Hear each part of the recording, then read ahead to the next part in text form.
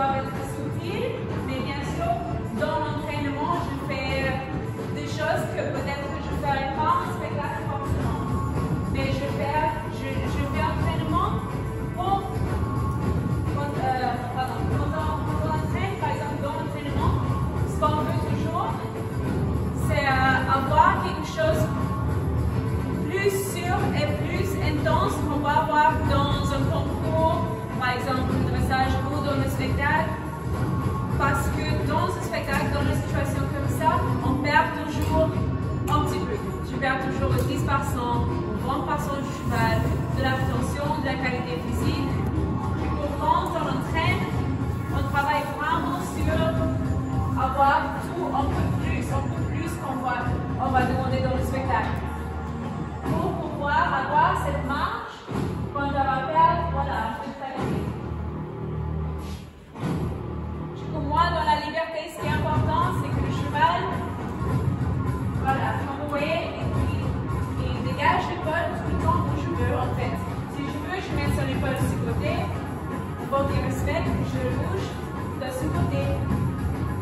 Et qui dégage sur mon épaule, mais tout le long, je bouge.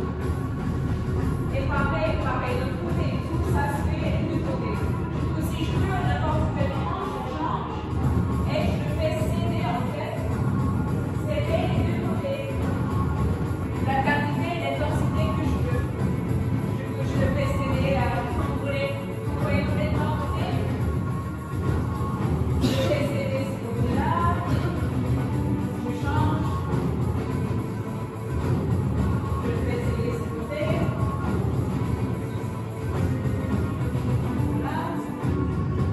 Et ce que je veux dans la liberté, c'est que le cheval soit toujours attentif sur moi. Attentif, qui me regarde, qui est très à l'écoute de ce que je fais. Ça, dans la liberté, c'est encore plus important parce que moi, j'ai rien de physique que je peux faire. Je peux pas le toucher, par exemple. Si je vais aller le toucher avec le stick, c'est pour communiquer avec lui. Et si sensible parce que c'est un cheval de liberté. Mais voilà, les sticks, c'est le seul contrôle que j'ai, les sticks et l'énergie. En fait, les chevaux sont très sensibles pour l'énergie et ce qui fait le travail en liberté, c'est en fait le contrôle de l'espace. C'est comme ça que les chevaux ils comprennent entre eux en fait. Je pense entre lui et moi, c'est moi qui contrôle l'espace. Et moi, je décide, ça c'est l'espace que j'ai entre moi et lui. Du coup, quand je recule, l'espace est vide et lui qui remplit l'espace. Et pareil, je bouge vers lui, et du coup, c'est moi maintenant qui prends l'espace. Et puis, il doit respecter, il doit dégager de mon espace. C'est comme ça que je le fais céder aussi. Mon stick, là, c'est une élongation de mon bras. Du coup, avec mon bras, je te dis, ça c'est mon espace, ça c'est mon espace. Et il bouge parce que c'est moi encore qui contrôle l'espace qu'il a. Pareil, toujours c'est mon bras. Vous voyez, je ne touche presque pas, mais ils sont, voilà, c'est comme si je le toucherais. Donc ça, c'est la base de liberté. Après, on peut travailler encore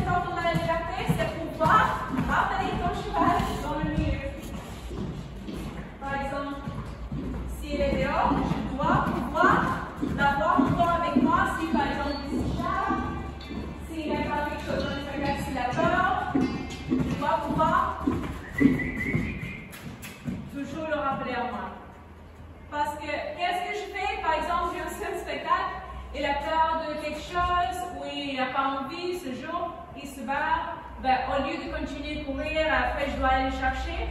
Moi, ce que je vais faire, je vais rester au milieu et je vais juste rappeler le cheval comme ça. Après, il va oublier de ce qu'il a eu peur et il va revenir en moi. Voilà, comme ça. Voilà.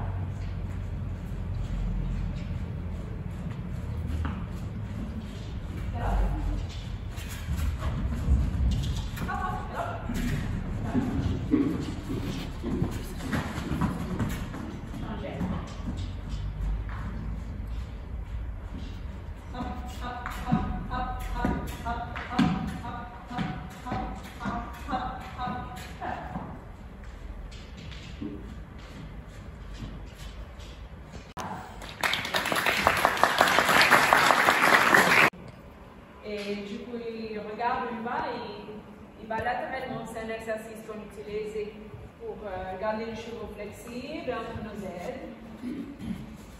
Et pour avoir la force pour nous équilibrer très compliqué pour la voltige. Pareil de côté.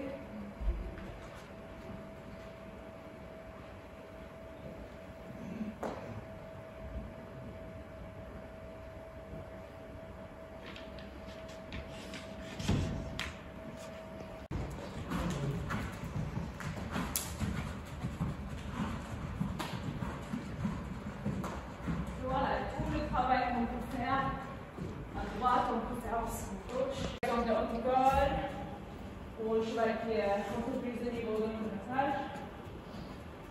C'est prendre une figure comme ça, voilà, comme le pied, le passage. Lui, par exemple, il change de pied, mais il n'a pas de pied de passage. Et en plus, les corps de horse sont vraiment pas connus pour être trop doués avec le tour de trop. Mais le travail en galop, oui.